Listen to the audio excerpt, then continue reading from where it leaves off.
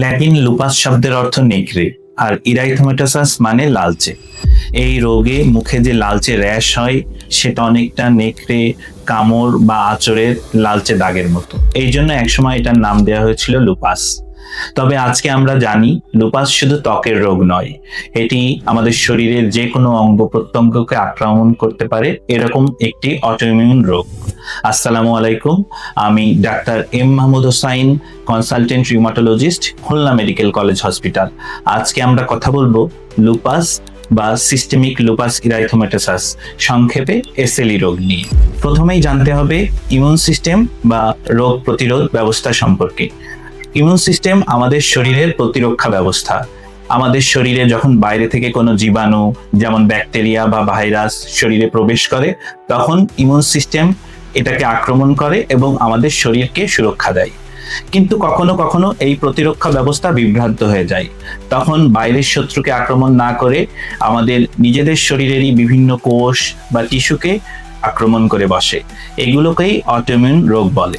Lupus একটি prototype বা classical autoimmune রোগ। এখানে আমাদের প্রায় সমস্ত অঙ্গ প্রত্যঙ্গ আক্রান্ত হতে পারে। এখন আসি লুপাসের লক্ষণগুলো কি কি।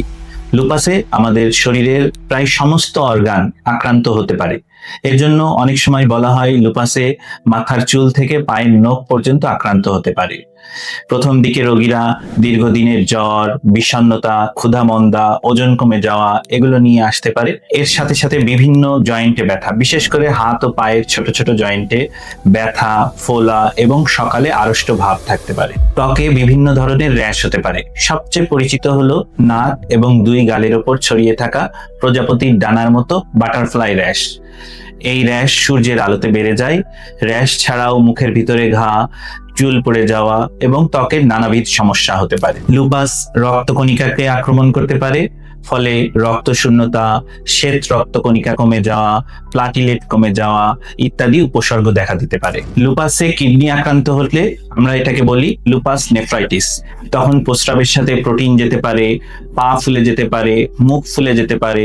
সময় মতো চিকিৎসা না নিলে কিডনির দীর্ঘমেয়াদী ক্ষতি হতে পারে। ব্রেইন বা মস্তিষ্ক লুপাসে আক্রান্ত হলে তীব্র মাথা ব্যথা, স্মৃতিশক্তির দুর্বলতা, আচরণগত পরিবর্তন, এমনকি খিঁচুনিও হতে পারে। হার্ট এবং ফুসফুসও লুপাসের আক্রমণ থেকে রক্ষা পায় না।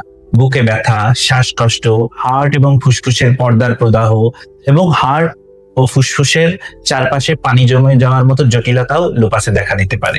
অর্থাৎ লুপাসের উপসর্গ এক একজনের ক্ষেত্রে এক এক রকম হতে পারে। কারো কারো ক্ষেত্রে রোগটা সীমাবদ্ধ থাকে শুধুমাত্র ত্বক এবং জয়েন্টে, এবং কারো কারো ক্ষেত্রে অনেকগুলো গুরুত্বপূর্ণ অর্গান আক্রান্ত হতে পারে। সুতরাং দীর্ঘদিনের জ্বর, গিরায় গিরায় ব্যথা, মুখের র্যাশ, মুখের ভিতরে ঘা, চুল পড়ে যাওয়া ইত্যাদি হলে অবশ্যই লুপাস কিনা পরীক্ষা করে দেখতে হবে। এখন আসি লুপাস কাদের বেশি হয়। লুপাস সাধারণত 15 থেকে 45 বছর বয়স্ক নারীদের বেশি আক্রান্ত করে।